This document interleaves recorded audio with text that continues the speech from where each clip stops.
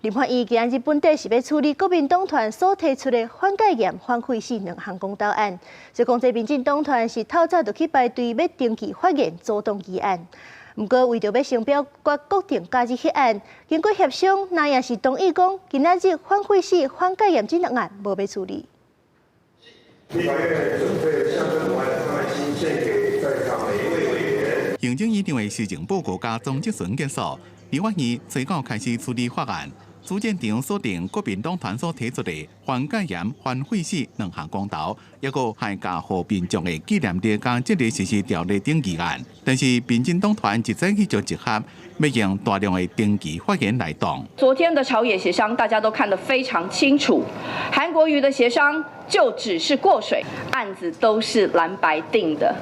怎么可能让民进党有偷藏我们要的议案的可能呢？反而民进党要的国安法案被挡了377次，今天依旧没有办法列入议程。民众党是赞成那兄的两项公投提案，总调吴国昌质疑，敢讲执政党想要把公投法重新锁入去这人啊内底，国民党也希望会当赶紧处理纪念日甲节日实施条例，希望民进党唔能够再动。2016年蔡英文总统上任的时候，民主进步党全面执政，给劳工朋友的承诺是工时要减少。请问从2016年到现在2025年，工时有减少吗？尤其现在特别条例也是行政院提出来的，还有包括大法官 NCC， 还有很多重要的议题，